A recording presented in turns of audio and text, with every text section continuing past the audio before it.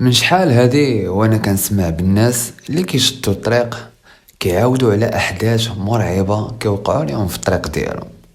اللي كيقول لك خرجت لي عيشه قنديشه، اللي كيقول لك خرجوا لي جنون، كل وشنو كيقول. وما كنتش كنتيق حتى النهار اللي وقع لي هاد الشيء شخصيا. تما تاكدت بلي هادوك الناس ما كانوش غير داوين. داكشي اللي كنت كنسمع كان حقيقي. القصة ديال اليوم ديال واحد الشيفور كيسوق كاميو، غيوقع عليه أرعب حدث في حياته. إلا كنتي من عشاق الرعب والقصص فراك في القناة المناسبة، مرحبا بك. وإذا بغيتي تعيش مع القصة ما عليك غتشد بلاصتك وطفي داك الضو ودير الكيش ديالك. يلا على مولانا.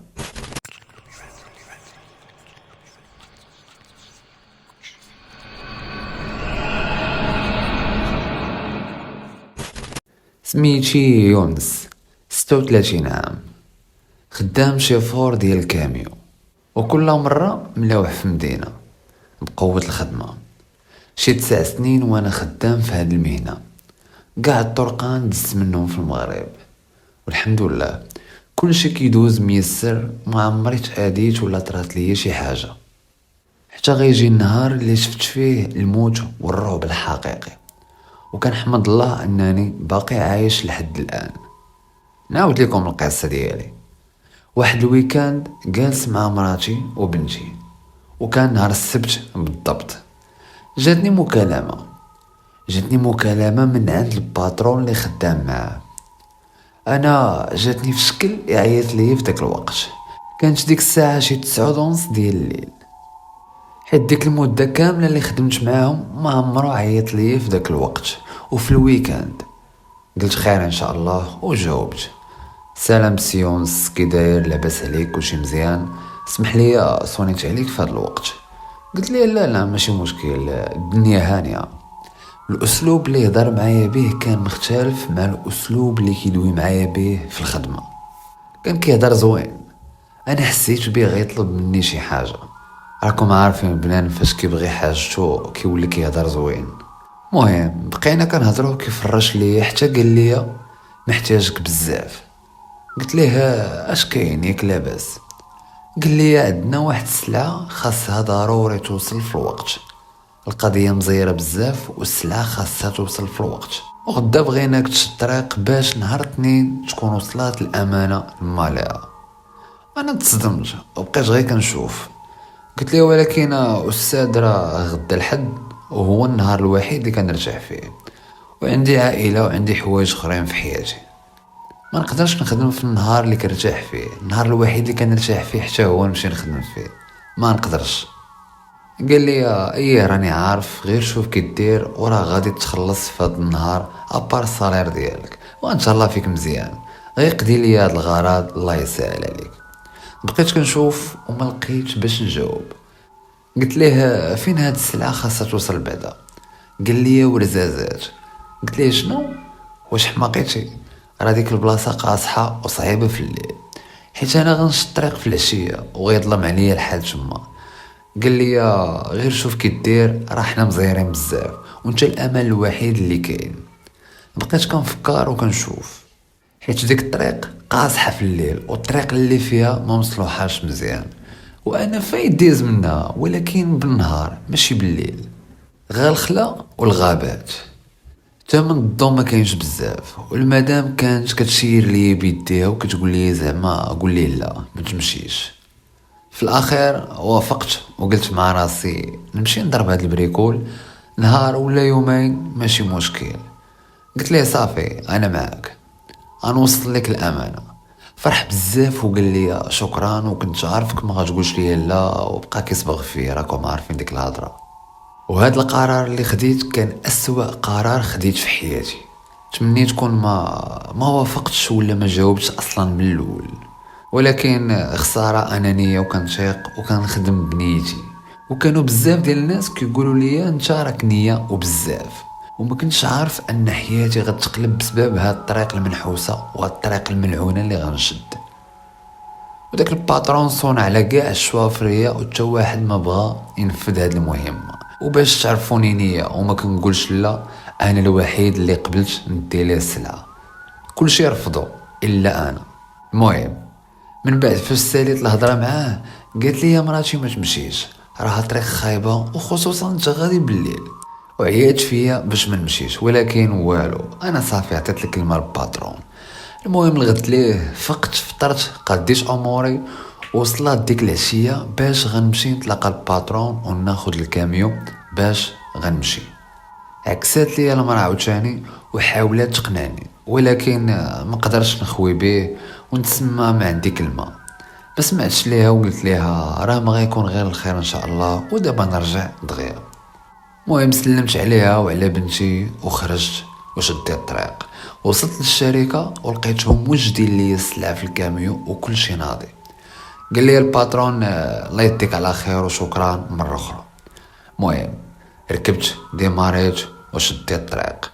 من بعد واحد 4 سوايع ديال الطريق كيوقف لي الكاميو، كان ديماري والو ما كيديماريش، وكانت اول مره كيوقع لي بحال هكاك. اشنو غدير السيونس وانت دابا غير في الخلا؟ حاولت نصوني على شي واحد في الدراري صحابي اللي خدامين معايا باش يجي شي واحد فيهم يعاوني، ولكن والو، الريزو ما كيدورش في ديك المنطقه، وديك الساعه ظلام الحال. اش غندير؟ خليت الكاميو تما ومشيت داخل في واحد المنطقه وكنقلب على الله نلقى شي ميكانيك ولا شي واحد يعاوني. من مور واحد المسافه ديال ساعه ديال الطريق بان لي واحد الفيلاج صغير، ومشيت كنقلب ولقيت واحد السيد. سولتو على شي ميكانيك، قال لي راه كاين ولكن دابا راه الليل غيكون ساد.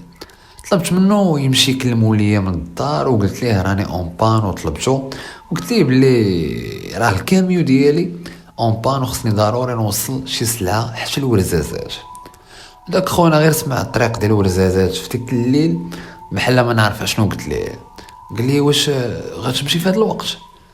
طريقها خايبه وخصوصا في الليل، رد بالك.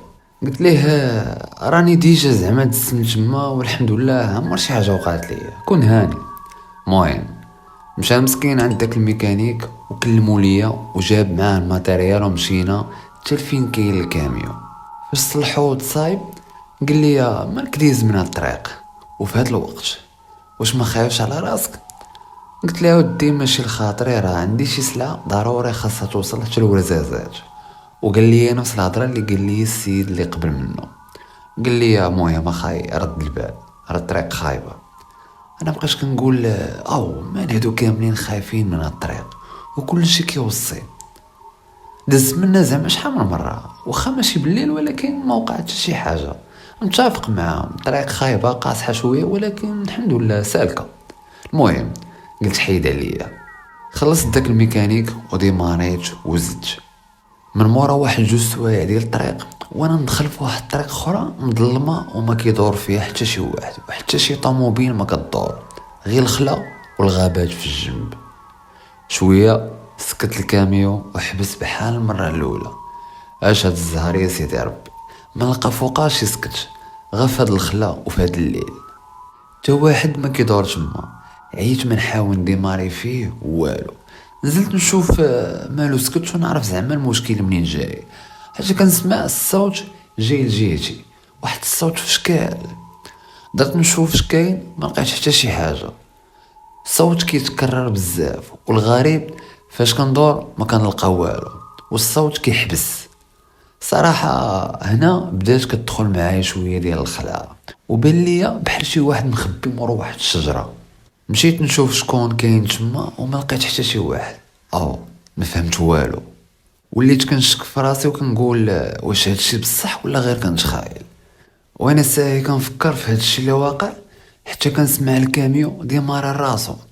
مشيت نشوف لقيتهم ديماري، استغربت وفرحت في نفس الوقت. يا هاديك كسيريت وزدت بحالي وليت باغي غير نوصل ويخرج هادشي على خير وبخير.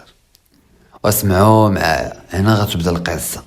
غادي في الطريق حتى كتخرج ليا واحد المراه في وسط ديال الطريق وفرانيت. ضربت فيها الضو باش تحيد من الطريق ولكن بقات واقفه. ديك المراه لابسه واحد الكسوه بيضاء وشعرها مدليلها على وجهها وطويل، ما كيبانش وجهها نهائيا، كيبان غير شعرها.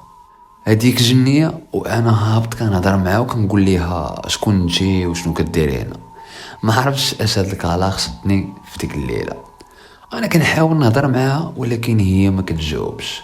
ما عرفتش ما ندير. شويه هي تشم جايه وكتقرب ليا. انا بديت كنرجع باللور وهي كتقرب، وبقوه الخلعه سمعت في الكاميو وهربت وسط واحد الغابه كنجري وما كندورش مورايا حتى تعكلت وطحت وعييت وانا نسمع داك الصوت عاوتاني وقريب ليا هاد المره. والمشكل فاش كندور نشوف ما كنلقى والو، كنحس براسي غنحماق في داك الخلا. فكرت مزيان وقلت اش كندير، راه خصني نرجع للكاميون نهرب بيه، راه هو الفرصه الوحيده ديالي. وإلا خرجت لي شي حاجه في الطريق غندخل فيها وغنزيد، ما غنوقفش. رجعت على سعدي ووعدي كنجري للكاميون، وانا كنجري كنحس بحال شي واحد مورايا كيجري معايا، ولكن كاع ما درت، بقيت كمال حتى وصلت.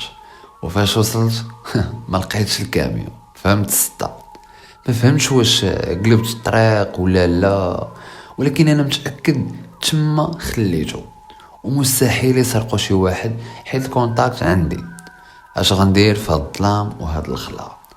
كنحس براسي غادي وكنفقد عقلي. ما يمكنش، هادشي اللي كيوقع شبه مستحيل، كنشوفو غير في الافلام ديال الرعب. واش كنحلم؟ شداني لهادشي كامل كون غير سمعت الهضره ديال مراتي. وانا حاير اش ندير، كندور كنلقى ديك الجنيه مورايا بنفس الشكل، لابسه الابيض وشعرها مدلع على وجهها. رجلي ديك الساعه فشلو وما عرفتش ما ندير.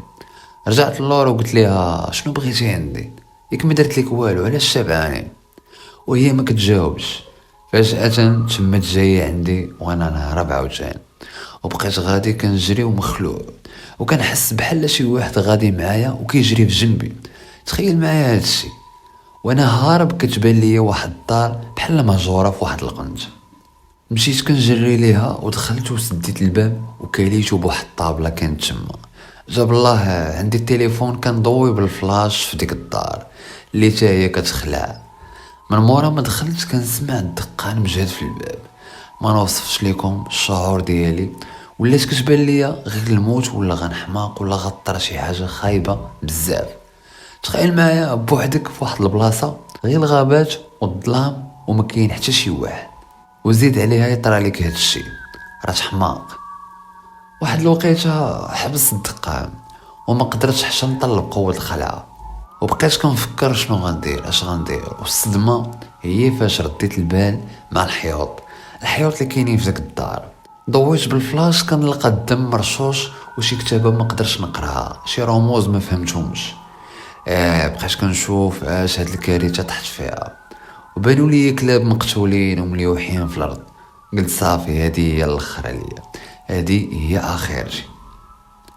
سمعت شي اصوات جاي من واحد البلاصه، ومشيت كنقلب فيها، لقيت واحد التقبه صغيره طليت منها ونشوف شنو كاين. وما يبانوا لي واحد الجوج، راجل ومراه لابسين الكحل، الشكل ديالهم خايب. وفاش شفت ليهم في رجليهم بلي عندهم رجليهم ديال البقر ماشي ديال الانسان عادي. عرفتهم تا هما جنون. من مورا ما شفت داك المنظر ضربت الطم وسكت باش ما يسمعونيش. جيت بغيت نخرج ونهرب وانا ندير الصداع، وانا نبدا نسمع الضحك بحال شي واحد كيضحك باستهزاء. درت كنلقى دوك الجوج من مورايا وكيضحكوا عليا. تخيل معايا غير داك الضحك اللي كانوا كيضحكوا ضرني في راسي وما قدرتش نتحملو. كنحس براسي باغي نغوت، باغي نبكي، شي حاجه بحال هكا. بحال تسكنت واحد اللحظه تمو جايين عندي بجوج بحال هاجمين عليا. انا جاتني السخفه ديك الساعه وطحت، ما بقيتش عاقل على راسي صراحه، ما نكذبش عليكم. ولكن حلمت انهم كيضربوني وكيضحكوا، وانا كنغوت وكنقول لهم بعدوا مني. واحد شويه جات ديك الجنيه اللي خرجت لي في الاول وحاولت تخنقني. كنشوف ليها في عينيها كانها باغا تقشني، كانني انا داير ليها شي حاجه، بحال داك الشكل ديال البغطاط فاش كيشدك ما كتقدر لا تغوت ولا دير اي حاجه. واحد الوقيته ضرباتني الفيقه ولقيت لحمي كله زرق وكنحس بالخنقه بحال ما قادرش نتنفس. بقيت مده وانا كنفكر، عاد استوعبت باللي داك الحلم كان حقيقي والاثار ديالو باقا على الجسم ديالي والنفسيه ديالي. نتضايق وباغي نخرج، لقيت الضو ديال الصباح طلع. ما تصوروش شحال فرحت. واخا هكا كنت مازال مخلوع وحاولت نمشي جهه الكاميون ونخرج من ديك الغابه بالزربه وفي اقرب وقت. وغير خرج من الغابه ووقفت في الشانطه كيبان لي الكاميو ديالي راه هو واقف في نفس البلاصه فين خليته. تصدمت لدرجه ما فهمت والو، ما قدرتش نفسر هادشي. ولكن فرحت ومشيت طلعت في الكاميو وديماريت وتسرات وزدت بحالي. ولكن ما كملتش الطريق زعما الورزازات. رجعت بحالي للدار. فين غنكمل؟ فين هو الجهد؟ كنحس بالحمي كامل مدغدغ وكيضربني بحال قديت نصوب، وفيه الموت ديال الجوع والعيا والناس تجمعوا عليا كاملين. المهم ضربت الطريق ورجعت للشركه، وغير شافني الباترون تصدم وقال لي مالك كتبان مهلوك والعلامات ديال الضرب في وجهك وفي لحمك كامل، وعلاش رجعتي اصلا؟ عاودت ليه كلشي وقلت ليه راه انت السبب في هادشي اللي طرا ليا، وراه جيت من الموت وكنت غنحماق. بقى كيقول لي راه ما كنتش عارف هادشي غيوقع ليك وكذا، راكم عارفين. بقى كيحاول يكالميني ويدير بحال زعما ما وقع والو. ولكن انا صافي كحلت بالعمى. عطيتو الكونتاكت ديال الكاميو قلت ليه ما غنزيدش معاكم الضربه في هاد الشركه. حاول يطلبني باش نبقى ولكن ما سمعتش ليه وسمحت في كل شيء وحبست ديك الخدمه. فاش مشيت للدار اول ما شافتني مراتي تخلعت وقالت لي مالك شنو طرا؟ قلت لها دخلي وغنعاود ليك. دخلت وعاودت ليها كل شيء من حتى لزيد. وقالت لي شفتي هي قلتها لك، قلت لك يا يونس ما تمشيش، راه حسيت بشي حاجه خايبه غادي طرا. قلت لها دابا اللي عطا الله عطاه الحمد لله، غير منين خرجت سالم وباقي بعقلي وباقي حي. من تما وانا كنصلي وما قطعتهاش، وديما كنقرا القران حتى بدات كتحيد من ديك الخلعه ودوك الافكار، حيت راه وليت ديما كنحلم بداك الشيء اللي وقع ليا. ولقيت خدمه احسن وسهل الله في حياه محسن من ديك الحياه اللي كنت عايش قبل. ما اثرش ليا على حياتي، وصليت وليت كنقرا القران وكنحاول نحسن راسي حتى تفكيت من دوك الافكار ومن دوك الاحلام. كانت هذه هي القصه ديال اليوم، ونشوفكم في القصه القادمه ان شاء الله.